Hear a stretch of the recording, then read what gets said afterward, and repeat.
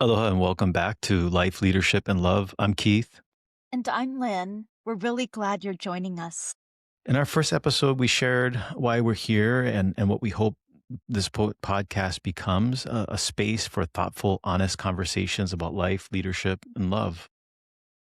Today, we're continuing that conversation by talking about where we come from and how place, community, and culture shape who we become. This episode is about growing up local, but also about identity, belonging, and the quiet ways our environments shape our values and how we show up for others. So, as you listen, we invite you to think about your own roots and the people and places that shape you. Before we jump into our personal stories, it might help to take a step back and talk about why place matters in the first place. When we talk about place, we're not just talking about geography, we're talking about the people, the culture, the expectations, and everyday experiences that quietly shape us over time. Place teaches us what's normal, how people treat one another, how problems get solved, and what responsibility really looks like. A lot of those lessons aren't taught directly. You absorb them just by watching how your family and community show up. Yeah, that's so true. That's so true. And I got a couple quick questions for you. So, how does place quietly shape values without us realizing it? What are your thoughts on that? Well, m- throughout my childhood life, I lived, as was shared in the introduction of our podcast, I grew up on Maui. Hmm. My family immigrated from Japan like in the late 1800s. So we've Mm. been there for generations, 4 generations, in fact. And I grew up in a small town called Wailuku. And through that experience, I learned something very powerful long before I could probably put stuff into words. And that is who you become is shaped by the people who surround you. That is so true. In a small town like Wailuku or the island of Maui, Hmm. um, at least when I was growing up, when you make mistake, I mean that spreads fast too. But I learned early on that in a small town, people don't give up on you. They help raise you. Hmm. And so being in a small community, neighbors helped, calabash cousins helped, teachers helped, everyone helped. Hmm. And that sense of accountability and belonging shaped my values in a very lasting way. Yeah, I can see that. And in fact, I was just thinking back to my childhood growing up in Massachusetts, and the experiences that I had there were a little bit different than I think perhaps you might have experienced here on in Hawaii and more specifically on Maui.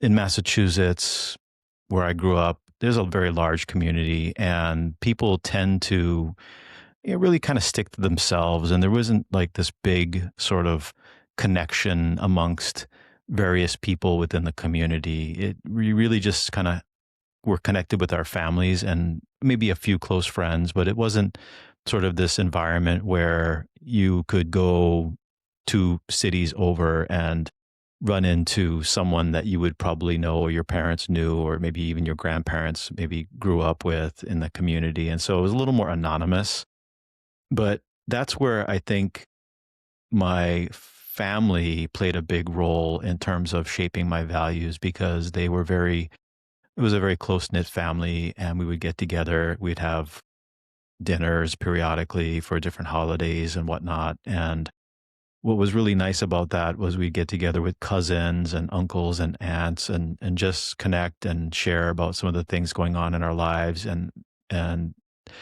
it was really important because it helped us, it grounded us and made sure that we recognize the importance of family and those family connections.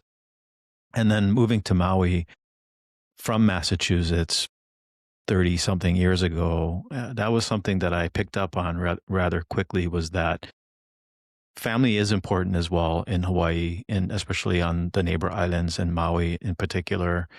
And it doesn't necessarily translate into blood family, but it's even just very close friends that become part of your family. And that was really nice because no matter where you would go in the community, like on Maui, you literally knew somebody that knew somebody that probably knew somebody. So you talk about 6 degrees of separation, and realistically, I mean, it is there. It's probably 2 or 3 degrees of separation on an island like Maui. Wouldn't you agree? Yep, Hmm. totally. Yeah. So, when we talk about place shaping values, Lynn's story is a powerful one. It's a powerful example of how growing up local can influence how you live, lead, and serve. So, maybe, Lynn, we can talk a little bit about your story growing up on Maui. I know that you were raised in a very close knit family and island community, and that played a big role in shaping who you are, right? Yes. Coming from a relatively small family, I'm an only child, Hmm. but my extended family is huge because my grandmother grew up the eldest of 8 children, and so had a lot of second cousins, third Hmm. cousins, and so forth. But yeah, that small town environment really shaped who I am today. Hmm. Not to mention, I think the culture too, being from a Japanese family, that whole like Japanese upbringing Hmm. was very influential too. Yeah. And we talk about leadership, and in an environment like that, typically, you would you say it was loud and flashy, or would you say it was a little more subdued and subtle? No, it showed up quietly Mhm. through aunties, uncles, neighbors, the kupuna who served without expecting recognition. Mhm. Mhm. Yeah, very a lot of humility Mhm. What kind of lessons about responsibility and service did you learn early on? to follow through, Mhm. to meet deadlines, to be there on time. That all goes to showing respect, right? Yeah, I would agree. That kind of like putting your money where your mouth is, Yeah, right? If you make a commitment to do something, you follow through on it and make sure that it's your word. That's really all that you have that has true value. If you can follow through on your commitments, that only goes to further solidify your sort of position within the community and the respect that people have for you, wouldn't you yep, say? definitely. Hmm. Definitely. No matter how difficult it is, work hard, follow through. Don't don't make your family embarrassed or shamed. Mhm, mhm. So if you can think a little bit about the elders, the kupuna that you mentioned, and community members that you kinda grew up with on Maui, how would you say they modeled leadership for you? Just that. I mean, just always there for me, helped me along, Mhm, provided the support, mhm, especially when our family dealt with tough times. People were right there, mhm. the extended family to be there for you. Yeah.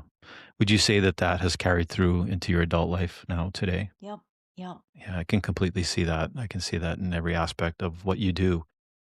So it's just interesting that when we reflect on some of those lessons that we've learned and how they show up in our life today, wouldn't you say that some of those lessons seem to keep coming through? Those are key values that we take to our Mm. workplace, to the clubs we belong to. I'm sure my experience in Massachusetts, as compared to your experience on Maui, is probably, at least it seems natural for both of us, right? Because that's all we kind of knew growing up. So we kind of look to the things that have been shared with us and try to incorporate that into who we are today. Sometimes I feel like it's not even a conscious thing. It's sort of a subconscious thing where it's sort of ingrained into our psyche and, us as individuals, right? Almost in our soul, if you will. And my path that, as compared to your path, perhaps maybe a little bit, may have looked a little bit different, right? When you think about sort of where I came from and some of the things that I had been exposed to, right, growing up in Massachusetts. And when I moved to Maui right after high school, it was a major shift culturally and personally. What do you remember most about that transition? What I remember the most was initially feeling very lonely, as though there was no one for me to be able to connect with. It it's a completely different culture from moving from Massachusetts to Hawaii, and especially onto a neighbor island where it's a much more sort of closer knit community and hard to break into, and hard to be able to make new friends in that type of an environment. So initially it was kind of lonely. I had a brother and sister, my mom and dad. I had a grandmother that was with me, and so we kind of just continued to lean on our family unit for some of that um, support. But as as I began to make friends and connect, and especially after getting a job locally, I got to know people, and I met some really, really great people growing up who welcomed me into their home, into their families. Their I felt like I became part of their families. When you hear the word ohana and you think about what that truly means, it it's true in the sense that people here in Hawaii can see when you're genuine about wanting to connect. And it's that genuine connection, I think, that really opens the doors and can break through, some of those feelings that people that are coming here for the first time or deciding to make a life here from another place have a difficult time navigating. So I was very blessed to have, some really good friends and their parents who really stepped in to make sure that um, I was guided and provided the advice and sort of that support that I needed as a very young person here, teenager growing up in Hawaii. And so that was probably, some of the reasons why I was able to adapt and assimilate and appreciate Hawaii and want to make this really just a home for me. Um, Massachusetts, if you've never traveled to Massachusetts, I strongly suggest that you travel to Massachusetts and go to Boston. I will tell you that the people there are wonderful. I love the people in Massachusetts, but they're different. They're just different. They're not as maybe warm and friendly and smiling and happy, outwardly happy, especially to strangers or people they just don't know. But moving to Hawaii after being exposed to that environment, it really just opened up my heart and filled it with humility and love and just an incredibly warm space. And so it was a great opportunity for me, and I really enjoyed it. There's nothing I would change. In fact, I feel like everything happens for a reason, and I've said this numerous times over my life. Is that we make certain choices in life, and we go down certain paths, and there are reasons for us choosing those paths. We may not know it initially, but eventually, as our lives unfold, you can kind of see that. And I really feel like this path that my family put us on to bring us to Hawaii, and more specifically to Maui, really was in the cards, if you will. And everything that happened, all the people that I met, all the experiences that I had really led up to where I am today as a person. So it's been a great experience. I wouldn't change anything. But the one thing that I would just recommend to anybody out there that's moving from the mainland, perhaps the continent, to Hawaii is, you really need to set aside your prior experiences that you may have had wherever you're coming from, and really just appreciate the local culture, dive into the culture, the people, the experiences here. Don't try to change what is here, but just really appreciate it and make it part of who you are as a person. And you're going to have a great experience, once you get situated here in Hawaii. If you don't do that, if you don't do that, I can assure you, you're not going to have a great experience. You're going to end up wanting to move back. So I'll just say my my advice to anybody thinking about moving here really is you have to respect the culture. You have to understand it. You should learn about it. You can read about it. You can, you know, watch all kinds of videos online. You can go and take classes at the university or the local colleges, wherever you're at, to really learn about the Hawaiian culture and what makes it so incredibly special and important. Be open, right? Be open, really. Yeah, That is what it's all about. yeah. I wanted to give a shout out to Mrs. Lorraine Silva Mm, or Mrs. Lorraine Renan because it was through her and through her son, Lovey Silva, who really shaped you, right?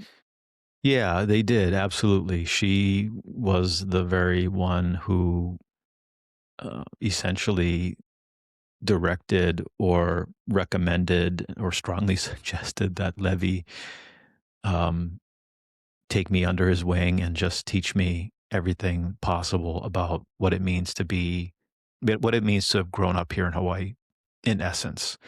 And it was thanks to that desire, and that sort of motivation that she had in her spirit to have her son help me and for her to help me too. I mean, she was right there telling me what was right and what was wrong.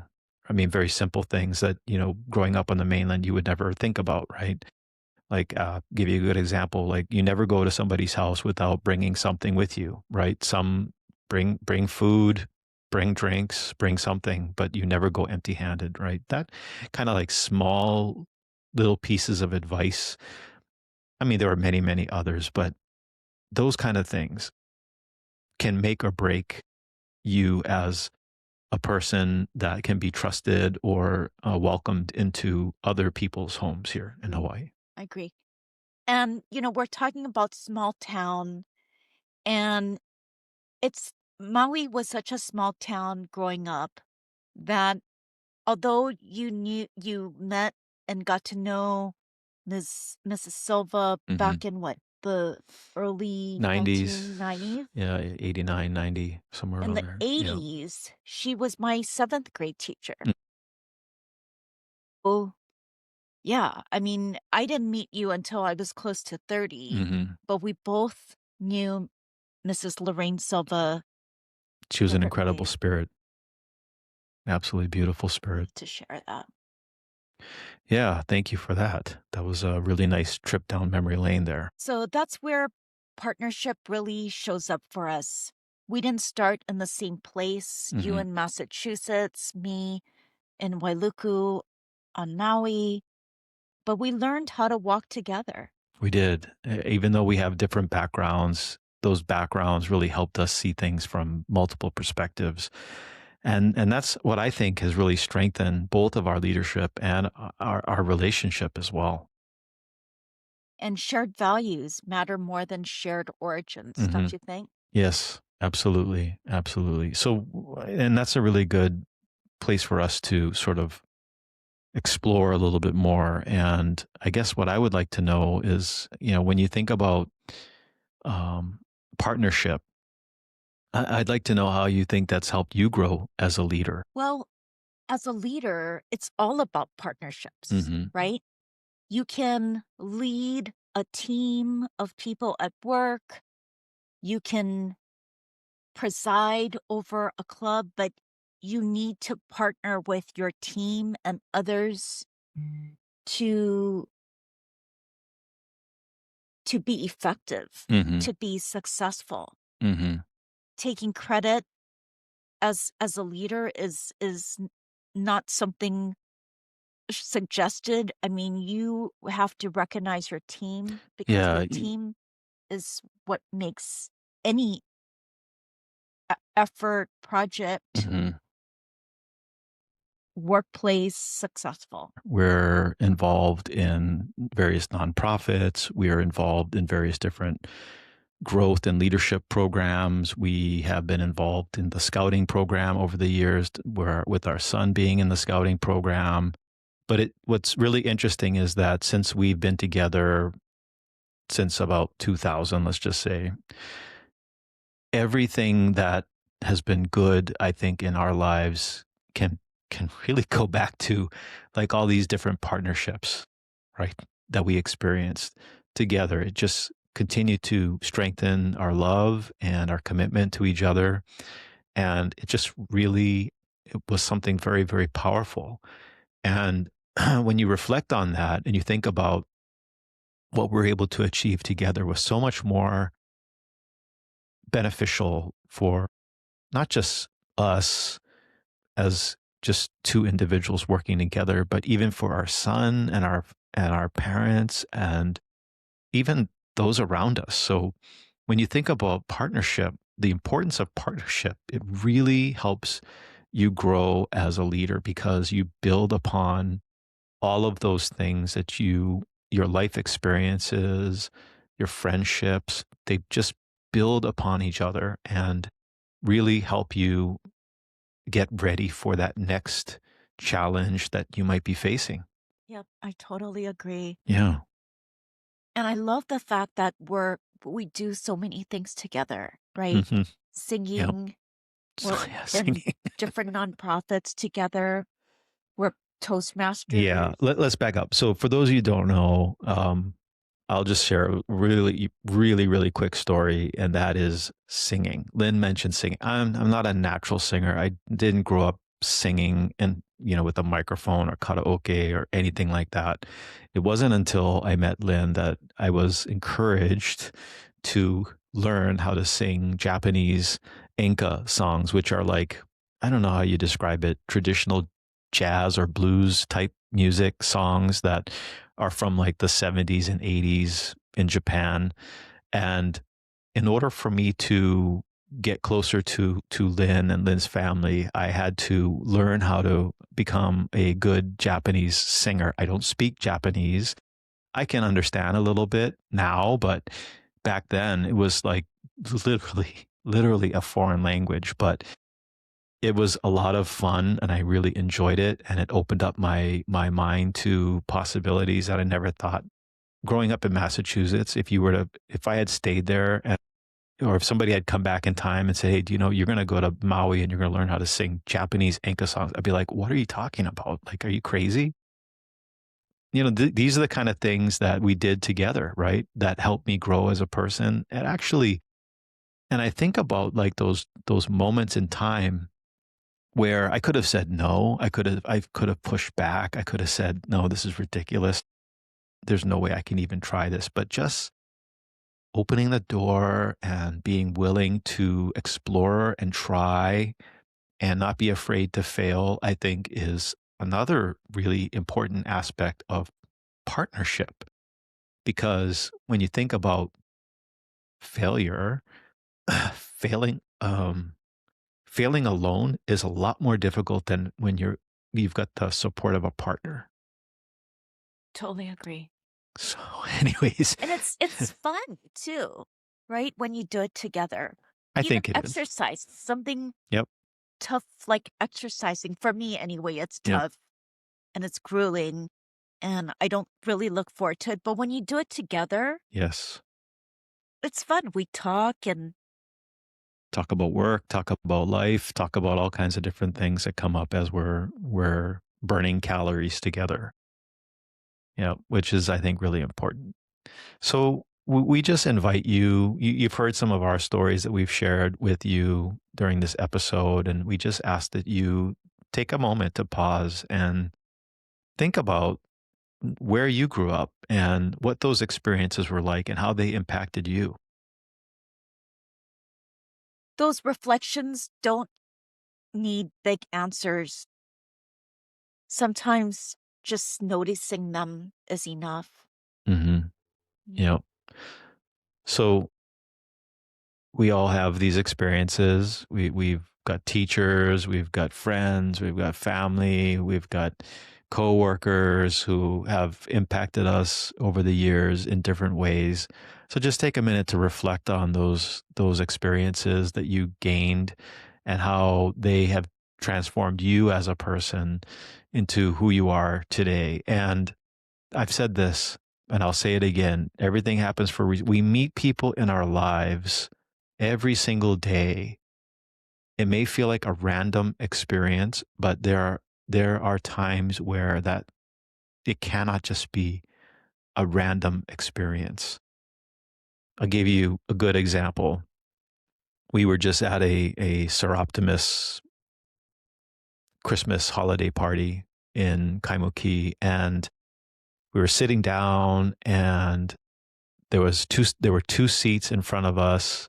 Other tables had all kinds of people, and in walks this young couple, young man, young woman, and they're greeting people, and they just sat down right in front of us.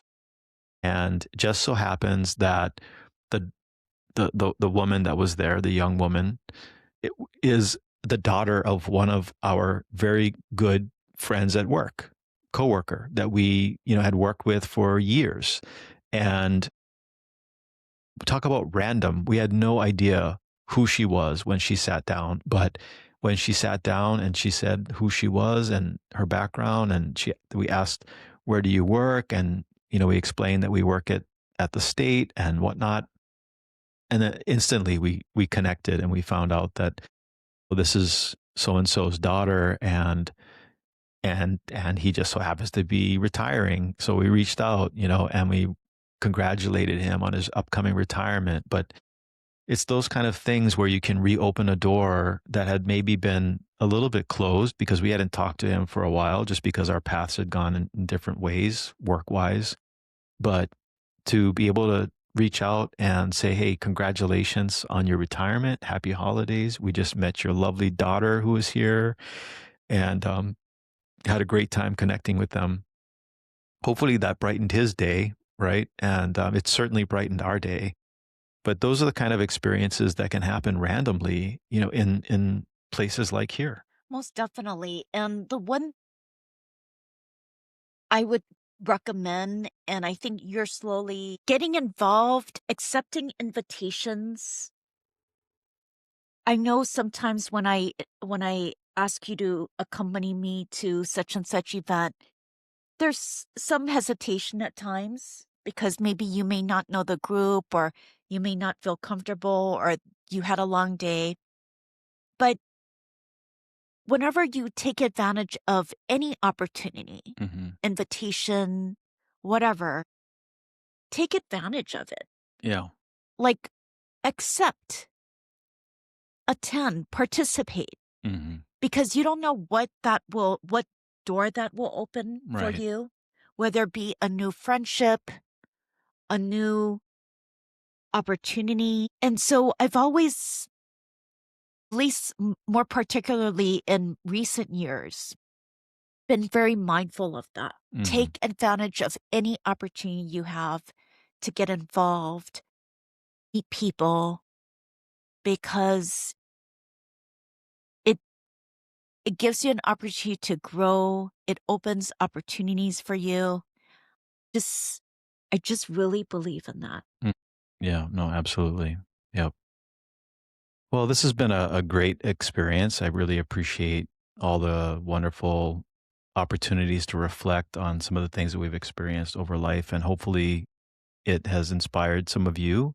And as Lynn said, when those doors or those opportunities present themselves, don't be afraid to walk through them. Don't shy away. Don't be hard head, if you will, and refuse to go because you don't know anybody at these different events or parties. Be open to it. You just never know who you're going to meet. I got one more story I'm going to tell, and then after that, we're going to go ahead and close out the episode. But I was just reflecting on one of the first um, service clubs that I joined when this is back in 2000, late 90s, 2000, but that was the Kiwanis Club of Kahului. And the reason why I joined the Kiwanis Club was because this one over here invited me, and because she was a member, and she's like, I was "Come." president. You were president. Okay, sorry. My apologies, president.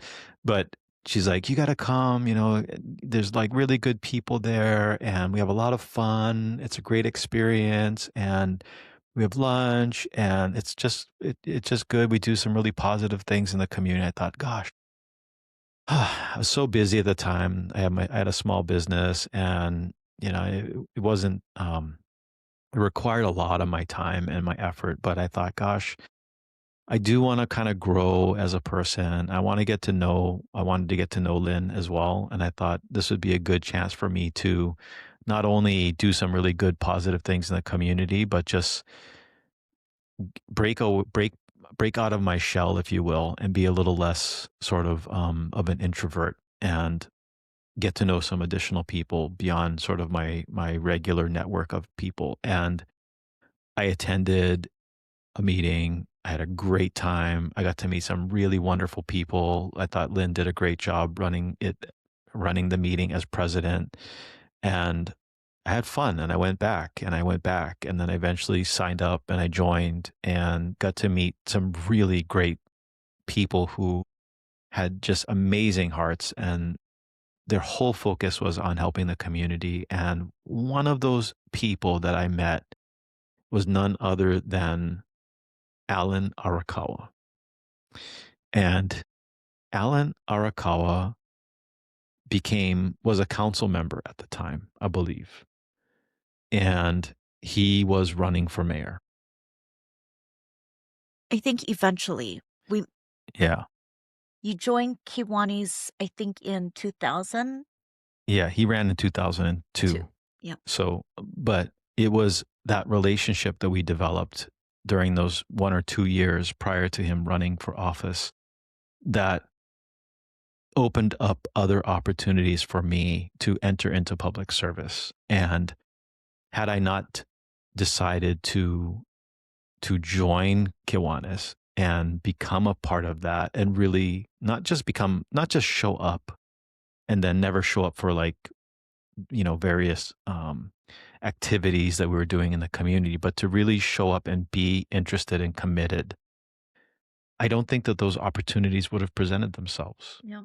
So we talk about meeting people, things happening for reasons. Don't shy away. If something is there, somebody calls you up and says, "Hey, Keith, do you want to come and attend something?" Go. Go and attend. You just don't know what's going to happen. Totally. I totally agree.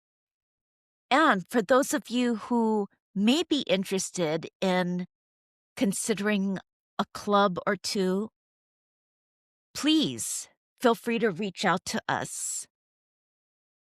Yes. We can introduce you to one or more clubs that we belong to, and it could really help Mhm. open doors. It could help allow you to meet new people, make new friends. It's been invaluable. Yeah. A lot of opportunities, and we're not going to list the clubs and organizations that we belong to because that I don't think is appropriate for us to do that here. But what I will say is that there are so many opportunities for you to get involved in different things, Yep. just depending on what you're interested in. I guarantee you there is a club or an association or a group or a program or just anything you can imagine that would align with your values and with what you're looking for in life. And to Lynn's point, if you want to reach out and ask us about some of the things we're involved in, we're happy to share that with you. But we just ask you to be open-minded and just take that first step. Don't be afraid. Totally agree. So thank you. We just want to thank you for spending this time with us and for reflecting alongside us. We know everyone's story is very different, but yet we're grateful you chose to share this moment with us. Thanks so much. Yeah, and in our next episode, we'll talk about leadership without the title and what that looks like, leading quietly and meaningfully in everyday life. Mahalo for listening. Take good care, and we'll talk to you again soon. Mahalo and aloha.